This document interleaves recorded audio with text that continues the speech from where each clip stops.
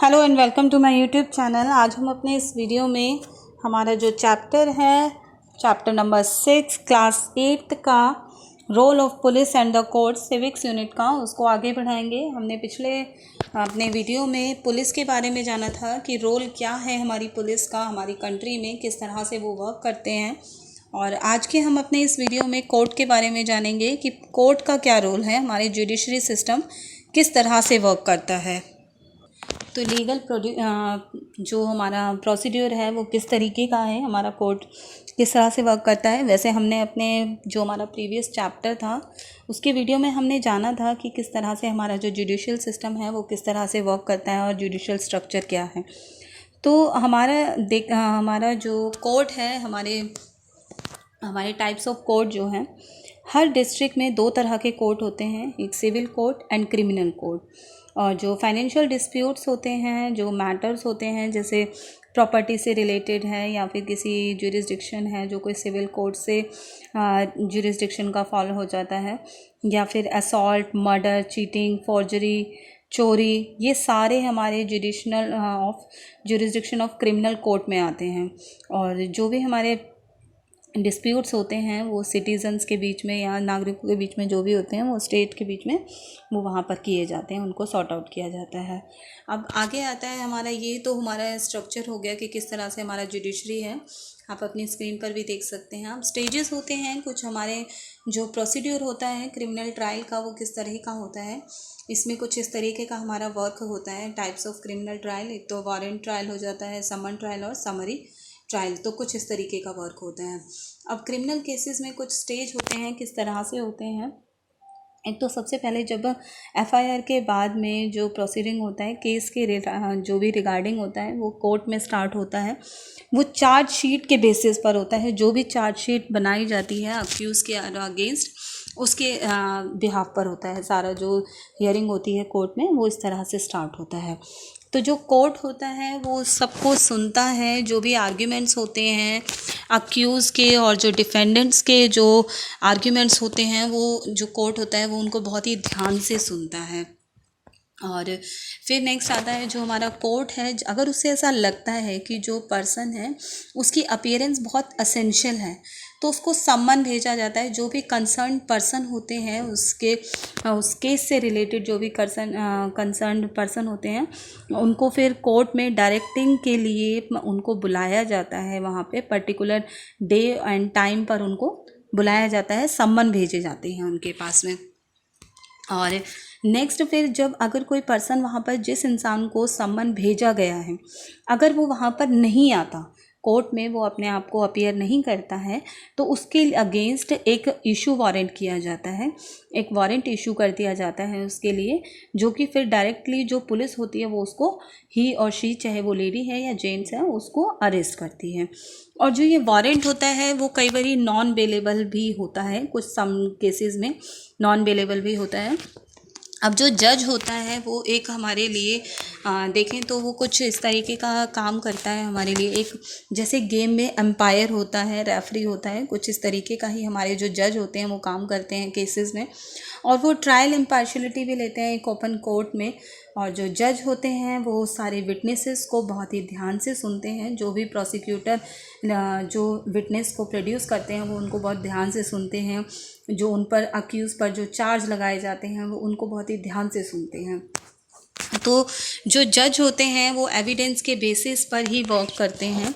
उनको उन्हीं एविडेंस के, जो भी एविडेंस उस टाइम पे प्रेजेंट किए जाते हैं उन्हीं के हिसाब से ही जो हमारे जज होते हैं उसी के हिसाब से वो कानून को डिसाइड करते हैं और आरोप को डिसाइड करते हैं। सारा सब कुछ उनकी जो भी गिल्ट, अगर कोई भी जो अक्यूज़ है अगर वो गिल्टी पाया जाता है या फिर अगर वो निर्दोष है कानून की आंखों में, तो उसके हिसाब से वो अपने डिसीज़न देते हैं।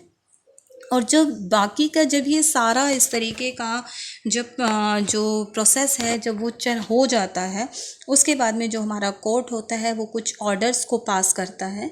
और अगर कोई गिल्टी पाया जाता है, इसमें जो अक्यूज़ है अगर वो गिल्टी पाया जाता है, तो कुछ केसेस में उनको क्या होता है, कई बारी उनको फ़ाइन पे करना पड़ता है, कई बारी उनको कुछ महीनों की सज़ा हो जाती है, या फिर कई बारी बहुत सालों की सज़ा हो जाती है, या फिर कई बार उनको फ़ाइन भी पे करना पड़ता है और इम्प्रिजनमेंट की सज़ा भी उनको मिल जाती है। तो जो अक्यूज़ड है अगर वो डिससेटिस्फाई है कोर्ट के जजमेंट से, तो ही और शी जो भी है वो अपना उससे हायर कोर्ट में अपने डिसीज़न के अगेंस्ट अपनी अपील दे सकता है वहाँ पर। और जो अपील होती है वो डिस्ट्रिक्ट कोर्ट के जजमेंट के लिए हाई कोर्ट में जाती है। और कुछ एक्सेप्शनल केस ही होते हैं कि जो फाइनल अपील जो होती है वो सुप्रीम कोर्ट तक जाती है। अदरवाइज़ ऐसा नहीं कह सकते कि हम सभी केसेस सुप्रीम कोर्ट में जाते हैं। आगे आता है हमारा rule of law. Rule of law क्या है? जैसे कि रूल ऑफ लॉ के बारे में हम ऑलरेडी पढ़ भी चुके हैं। अब जैसे हमारा जो पनिशमेंट है वो एक रीज़नेबल होता है। दैट मीन्स किसी भी जुर्म के लिए, किसी भी अगर गलत काम के लिए एक सज़ा बनाई गई है, पनिशमेंट बनाया गया है, तो ये रूल ऑफ लॉ को होल्ड करने के लिए, उसको बनाए रखने के लिए बहुत ही ज़रूरी है पनिशमेंट। और जो कोर्ट है वो इस चीज़ को एक्सपेक्टेड करते हैं कि हर इंसान को कानून के सामने इक्वालिटी दी जाए। उसके लिए बहुत सारे हमारे यहाँ कानून भी दिए गए हैं। हमारे कॉन्स्टिट्यूशन में भी आर्टिकल्स को डाला गया है। इसमें हमारे आर्टिकल्स भी हैं हमारे कॉन्स्टिट्यूशन में, जो कि कहते हैं कि बिना किसी डिस्क्रिमिनेशन के हमारे जो सिटीजन्स हैं उनको ट्रीट किया जाए, बिना किसी रिलीजन, रेस, कास्ट और सेक्स के डिस्क्रिमिनेशन के बिना उनके साथ में, हर इंसान के साथ में ट्रीट होना चाहिए, वेल ट्रीट होना चाहिए। और उनको ऐसा नहीं अलाउ करना चाहिए उनके, क्योंकि वो उनके एक पर्सन के जो उनका जजमेंट होता है वो उसको इन्फ्लुएंस करता है। तो आगे रूल ऑफ लॉ के बाद में हम बात करते हैं कि रूल ऑफ लॉ क्या है। उसके बाद हम ना बात करते हैं कि पब्लिक प्रोसिक्यूटर क्या है। तो जो एक पब्लिक प्रोसिक्यूटर होता है वो एक लीगल रिप्रेजेंटेटिव होता है हमारे किसी भी जो प्रोसिक्यूशन होता है हमारे कंट्री के अंदर। दैट मीन्स एक वो एडवर्सियल सिस्टम जो होता है हमारा, उसके अंडर वो वर्क करता है।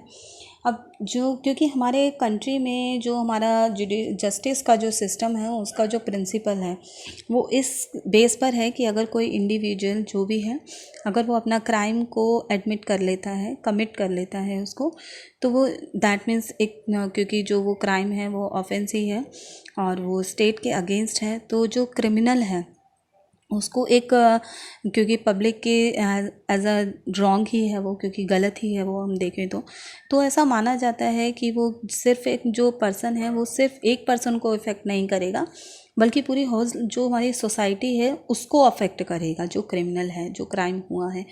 तो इसीलिए ये हमारी सोसाइटी की ड्यूटी है, हमारे स्टेट की ड्यूटी बन जाती है कि जो हमारे उसको प्रोसिक्यूट करना और क्रिमिनल को पनिश करना। तो हमारा जो स्टेट है वो इसीलिए एक पब्लिक प्रोसिक्यूटर को अपॉइंट करता है।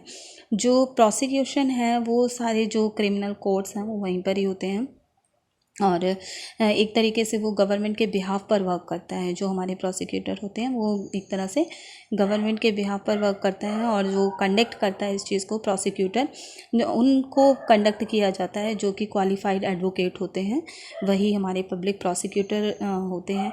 और जो ये पब्लिक प्रोसिक्यूटर होते हैं ये सेंट्रल और स्टेट गवर्नमेंट इनको अपॉइंट करती है। कोर्ट में जो पब्लिक प्रोसिक्यूटर होता है वो स्टेट के इंटरेस्ट को रिप्रेजेंट करता है। दैट मीन्स स्टेट के वेलफेयर के लिए वो अपने आप को रिप्रेजेंट करता है। और जो प्रोसिक्यूटर होता है उसका इन्वेस्टिगेशन में, जो भी क्राइम है उसके इन्वेस्टिगेशन में उसका कोई रोल नहीं होता। इनफैक्ट रोल जो है उसका जो पुलिस इन्वेस्टिगेशन हो जाती है उसके बाद उसका रोल शुरू होता है, जबकि जब वो चार्जशीट फाइल हो जाती है, चार्जशीट जब कोर्ट में पहुंच जाती है, उसके बाद एक प्रोसिक्यूटर का जो रोल है वो शुरू होता है। तो जो ड्यूटीज़ हैं इसकी पब्लिक प्रोसिक्यूटर की, तो हम एक कह सकते हैं कि जो पब्लिक प्रोसिक्यूटर है वो एक एजेंट का वर्क करता है जस्टिस में, क्रिमिनल कोर्ट्स में एक जस्टिस का वर्क करता है। उससे उम्मीद की जाती है कि वो एक जस्टिस की तरह वर्क करे। तो जो पब्लिक प्रोसिक्यूटर होता है वो दोनों तरह से वर्क करता है, स्टेट और को रिप्रेजेंट करता है और जो भी क्रिमिनल केसेस होते हैं उनके अगेंस्ट डिफेंडेंट का रोल भी करता है। जो प्रोसिक्यूटर का रोल होता है वो तभी शुरू होता है। जैसे मैंने अभी आपको बताया कि कोर्ट में जब चार्जशीट फाइल हो जाती है तो जो इस तरह से उसकी ये ड्यूटी बन जाती है कि वो सारे फैक्ट्स को निकाले, जो भी विटनेस हैं, जो भी एविडेंस है, और उन सबको वो कोर्ट के सामने प्रस्तुत करे।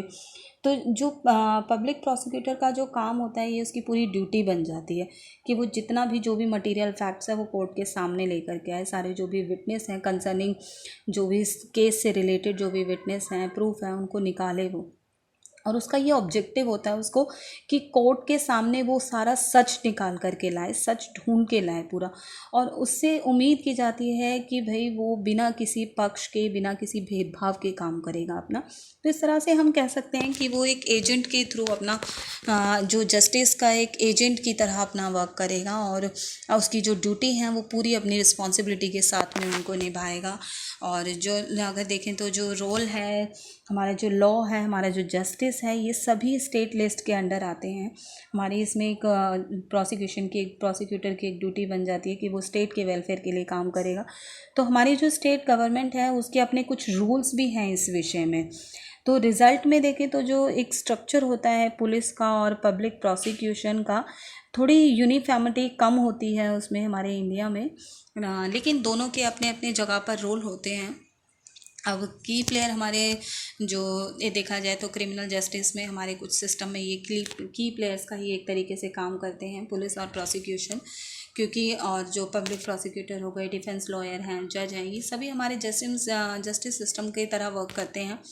तो पुलिस और प्रोसिक्यूशन ये दोनों एक अलग अलग एजेंसी हैं जो कि अपना अपना रोल निभाती हैं। ना तो पुलिस और ना ही पब्लिक प्रोसिक्यूटर, इन दोनों को एक्सपेक्टेड किया जाता है कि ये किसी भी तरीके का अफेयर्स पे कंट्रोल करेंगे, लेकिन तो इस तरह से इनकी अपनी अपनी ड्यूटी बन जाती है और एक्सपेक्टेड भी किए जाते हैं कि ये किसी के भी ऊपर अपना कंट्रोल नहीं करेंगे। लेकिन जो भी होती हैं इनकी सिचुएशन अलग होती हैं दोनों की। और ऑफनली देखें तो जो इन्वेस्टिगेटिंग एजेंसी होती है, दैट में जो पुलिस होती है और जो पब्लिक प्रोसिक्यूटर होते हैं, उनके अपने अपने अलग बाउंड्रीज़ होती हैं।